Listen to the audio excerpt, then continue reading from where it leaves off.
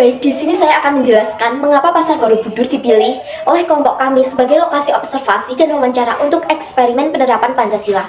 Yang pertama, Pasar Borobudur merupakan tempat yang sangat heterogen di mana berbagai lapisan masyarakat dengan latar belakang sosial, budaya, dan ekonomi yang berbeda berinteraksi.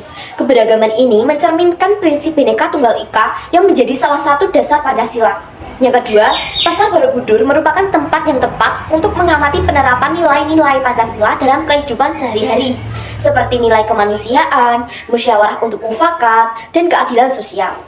Yang ketiga, mengamati bagaimana nilai-nilai Pancasila diterapkan di lingkungan pasar akan memberikan wawasan yang relevan dan aplikatif tentang bagaimana Pancasila dapat dijadikan pedoman dalam kegiatan ekonomi dan sosial sehari-hari.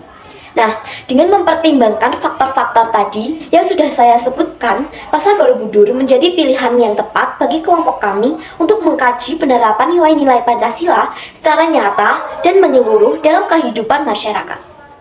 Kemudian saya akan menjelaskan tentang hasil dari wawancara tentang penerapan sila pertama Pancasila di ekosistem yang berada di Pasar Borobudur. Poin yang pertama yaitu pengakuan adanya Tuhan Yang Maha Esa. Dilansir dari detik.com, berdasarkan survei internasional, masyarakat di Indonesia yang percaya terhadap adanya Tuhan itu sebesar 96%. Sejalan dengan hal tersebut, ketika kami melakukan observasi dan wawancara di Pasar Borobudur, kami menemukan berbagai kelompok suatu agama. Penjual dan pembeli itu tidak mendapat paksaan dan ancaman dari pihak luar terkait agama yang mereka peluk. Poin ketiga yaitu toleransi antar umat dalam beragama. Pada wawancara dengan penjual, yaitu Ibu Septi, kami menemukan fakta bahwa toleransi antar umat beragama di pasar ini sangat terjaga. Ketika ada penjual lain yang sedang melakukan ibadah, maka barang dagangan yang dijual itu akan ditunggui atau dititipkan kepada penjual lain. Dan para penjual juga akan bersedia untuk saling membantu meskipun terdapat perbedaan agama. Selain hal tersebut, toleransi itu dapat dilihat dari tidak adanya perbedaan dalam memperlakukan pengunjung yang berbeda agama. Poin yang keempat yaitu kerukunan antar intern umat seagama. Nah, selain ada penjual, kami juga mewawancarai seorang tukang parkir yang biasa menjaga di Pasar Borobudur tersebut.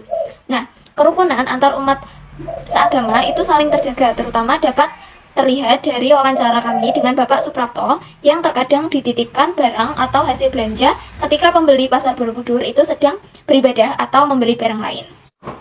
Kemudian poin yang kelima itu ada kerukunan antar umat beragama. Nah, dari hasil wawancara dan beberapa contoh yang sudah saya jabarkan tadi, itu dapat kami simpulkan bahwa kerukunan antar umat beragama di Pasar Borobudur ini sangat terjaga dan terdapat toleransi yang baik antar umat beragama.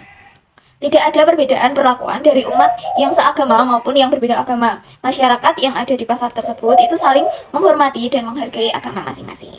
Kemudian, poin yang selanjutnya itu ada kerukunan antar umat beragama dan pemerintah. Kerukunan antar umat beragama dan pemerintah itu dapat terlihat dengan adanya pemantauan berkala dari pemerintah yang dilakukan di Pasar Borobudur. Kemudian adanya pemberian fasilitas ibadah yang memadai dari pemerintah. Kemudian ada kegiatan sosial yang dilakukan oleh pemerintah dan adanya peraturan serta kebijakan yang ada di Pasar Borobudur, seperti peraturan yang mendukung kerukunan antar umat beragama di pasar, adanya larangan diskriminasi dan penghinaan terhadap agama lain, serta pemberian sanksi yang tegas terhadap pelanggaran yang dapat merusak kerukunan antar umat beragama tersebut. Selanjutnya yaitu negara memberikan fasilitas bagi tumbuh kembangnya agama dan iman warga negara. Nah, fasilitas yang diberikan oleh negara yang ada di Pasar Borobudur untuk pengunjung dan penjual bagi tumbuh kembang dari agama dan iman warga negara seperti tempat ibadah itu sebenarnya sudah ada. Akan tetapi belum semua agama itu dapat terfasilitasi. Masih terdapat ketimpangan di agama mayoritas dengan agama minoritas. Di dalam pasar tersebut itu terdapat musola untuk beribadah bagi umat Islam. Tidak jauh dari pasar itu terdapat candi Borobudur yang dapat digunakan bagi umat agama Buddha. Akan tetapi untuk agama lain mungkin belum dapat terfasilitasi dengan baik. Kemudian poin yang selanjutnya adalah mediator ketika terjadi konflik antar agama. Nah, berdasarkan hasil dari wawancara kami di Pasar Borobudur, di pasar ini itu belum pernah terjadi konflik antar agama. Untuk konflik yang pernah terjadi sendiri itu mungkin adanya konflik antar penjual atau kehilangan barang yang sudah dibeli atau pencurian. Nah, untuk penyelesaian konflik sendiri itu apabila terjadi antara penjual dengan penjual itu biasanya dilakukan dengan mediasi secara kekeluargaan. Untuk kasus pencurian itu biasanya akan dilaporkan dan ditindaklanjuti oleh pihak yang berwenang.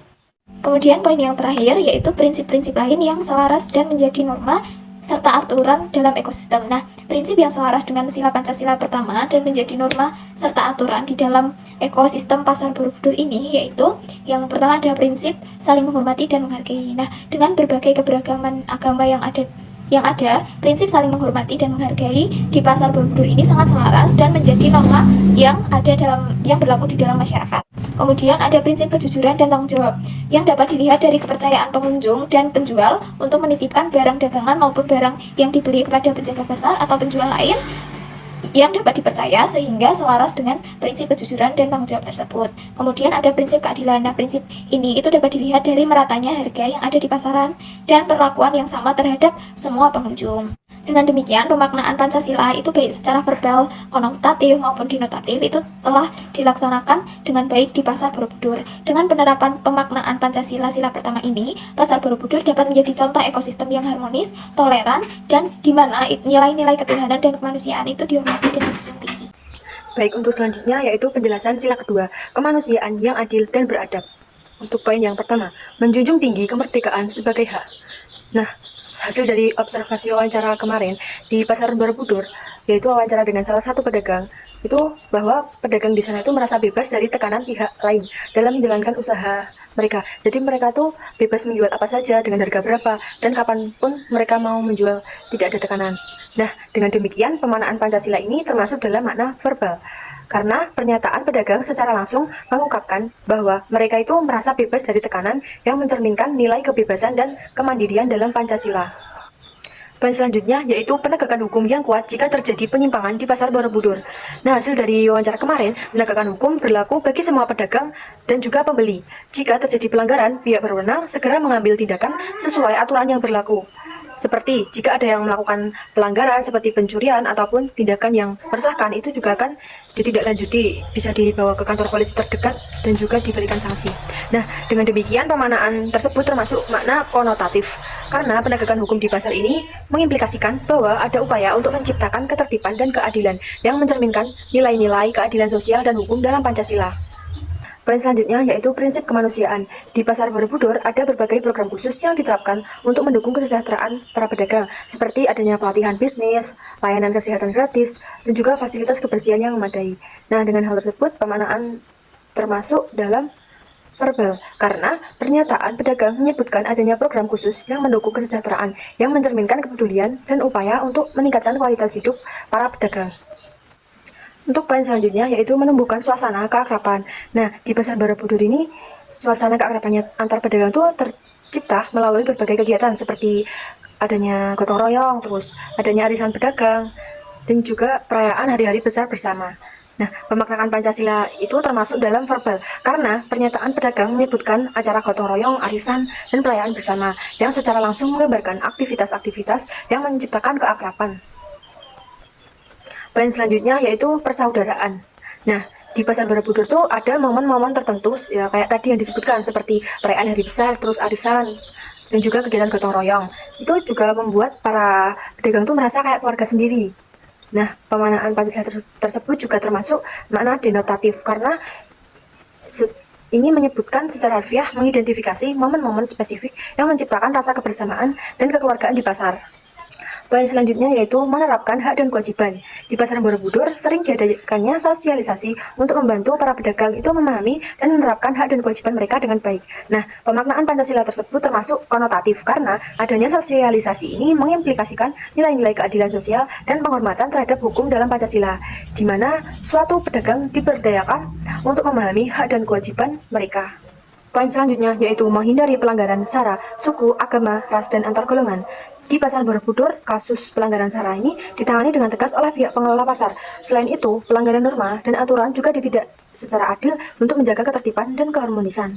Nah, pemaknaan Pancasila ini termasuk dalam verbal karena pernyataan pedagang secara langsung menyebutkan bahwa pelanggaran SARA dan pelanggaran norma serta aturan ditangani dengan tegas dan adil. Di sini saya akan menjelaskan penerapan Pancasila pada sila ketiga di Pasar Borobudur. Yang pertama yaitu nasionalisme. Di Pasar Borobudur ini tidak ada pameran atau kirap-kirap yang dilaksanakan secara rutin. Namun adanya di sekitar kawasan Borobudur dan desa-desa atau dusun-dusun di sekitarnya. Yang kedua yaitu bangsa dan tanah air. Dari wawancara seorang pedagang dikemukakan bahwa di pasar ini tidak menggunakan seragam, namun ada pada pedagang keliling atau EYE yang berada di kawasan Borobudur. Poin yang ketiga yaitu persatuan dan kesatuan bangsa. Nah, dari wawancara seorang pedagang, persatuan dan kesatuan yang ada di pasar ini sangatlah erat. Dan dari pembeli, jika mereka menerima barang yang kurang bagus atau kadaluarsa, mereka juga dapat melakukan komplain atau ganti rugi melalui penjual, sehingga mereka akan merasakan kenyamanan antara penjual dan pembeli. Poin yang keempat yaitu rasa senasib dan sepenanggungan. Dari wawancara yang kami lakukan kepada pembeli, bahwa ada pengalaman ketika mereka menjenguk salah satu pembeli atau pedagang dengan satu komunitas atau beberapa rombongan saja, dan jika mereka melakukan dengan satu komunitas, biasanya mereka menjenguk perwakilan saja, tapi kalau rombongan itu biasanya lebih ramai. Keadaan pasar ini sangat melakukan rasa senasib dan sepenanggungan antara pedagang, pembeli, sales maupun penjual. Poin yang kelima yaitu Bhinneka Tunggal Ika. Dari wawancara seorang pembeli dihasilkan bahwa mereka melakukan penjalinan kekeluargaan menggunakan handphone atau lewat WA, dan juga datang ke store atau tokonya. Lalu jika mereka mendapatkan barang yang kurang bagus, jika di langganan tersebut, mereka akan mempermudah antara satu dengan yang lain karena mereka sudah saling kenal. Yang kedua yaitu sales. Nah, sales ini menjalin hubungannya dengan menjelaskan produk-produk yang mereka tawarkan dengan PSM atau brosur, yang itu akan mempermudah sales maupun penjual atau pembeli yang akan mereka rekap. Jadi misal apa barang yang kosong atau barang yang kurang laku atau barang yang rusak dan lain sebagainya. Yang keenam yaitu mendahulukan kepentingan bersama. Di sini saya mewawancarai seorang tukang parkir. Nah, jadi kita itu mempertanyakan penggalangan dana di sini. Tetapi tukang parkir itu bukan tidak memperbolehkan, tetapi lahan parkir yang digunakan untuk parkir tersebut itu sudah memiliki komunitas atau anggota-anggota. Jadi kalau mereka ingin menggunakan penggalangan dana melalui parkir tersebut, mereka harus ikut komunitas yang ada atau izin dengan komunitas yang ada agar mereka dapat melakukan penggalangan dana. Yang terakhir yaitu bela negara. Nah, di sini kan ada keamanan dan ketertiban di pasar. Nah, saya mewawancari seorang tukang parkir dan bagaimana jika ada kehilangan yang ada di pasar tersebut, dan ternyata tidak ada kehilangan sama sekali ketika bapak tersebut sudah menjadi tukang parkir di situ. Tetapi bapak tersebut tidak tahu jika ada kehilangan pada waktu malam hari atau bapak tersebut tidak sedang jaga. Tetapi menurut kami bahwa pasar tersebut terlihat sangat aman dan tertib karena pasti ada penjaganya juga, dan pasti ada satpam yang menjaga pada malam hari, dan pastinya sangat aman untuk berbelanja di pasar Borobudur.